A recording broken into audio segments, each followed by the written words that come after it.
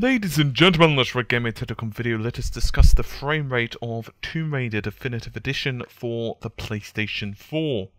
I have done an article of this as well, where you can get more of my thoughts, opinions, and also some relevant links onto some stuff we discuss in this very video. Now, we've already done a graphics comparison compared to the PC's Ultimate Edition, and as we discussed in that very video, the PlayStation 4 version isn't so much better graphically than the PC, but they've taken a different path. Indeed, the lighting is better, but we get, for example, lower resolution textures.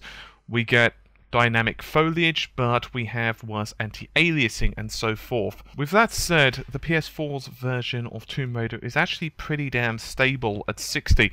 There are noticeable dips, particularly I believe that are caused by close-ups and or a lot of movement of Lara's hair due to the TressFX technology, and also outside scenes with heavy amounts of foliage and a lot of light sources. For example, when you're in a night area and, for example, buildings are on fire, it's no doubt taking a small toll on the PS4's GPU, which can cause the frame rate to dip. Fortunately, for the most part, it does usually stay within the high 40s to, low 50s. Most of the time, however, in less complicated areas, it's certainly going to be hitting the 60 frames per second mark. Now, I have mentioned AMD's TressFX technology quite heavily. If you want more information of that, you can check out the article related to this.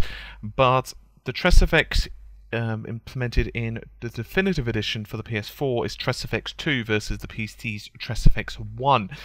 And it's still no doubt taking quite a large toll on the GPU, despite the fact that AMD's reassurances that it is up to twice as efficient. It's clear that despite the fact that AMD have improved much of the level of detail and control methods for the TressFX technology, it still does definitely put a strain on the PS4's GPU when there's a lot of hair movement involved. I will say, however, there were definitely instances, and I've included some of them on this video. It's not that long, but it gives you some examples of combat and some kind of QTs and cutscenes, just so you can see how the game handles. One thing that did surprise me is when Lara was falling down that massive slope near the end of the video, when the plane, of course, is hit by lightning, which of course happens fairly early on in the game, so it's not really a spoiler. You'll notice that the frame rate pretty much remains consistent at around 60 frames a second. There may be like a small variance here and there, but it certainly doesn't go that low, which surprised me to begin with. And it's definite that, for the most part, explosions and so on don't really actually take that much of a toll on the PS4's GPU, at least from what I've found.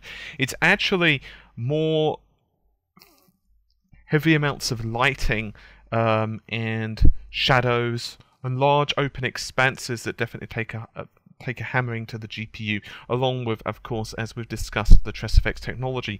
This can cause a little bit of latency, particularly in cutscenes. For example, you can come to a situation where you have like 2 or 3 or even 4 frames in a row which are just completely dropped, and that can be a bit of a pain in the butt.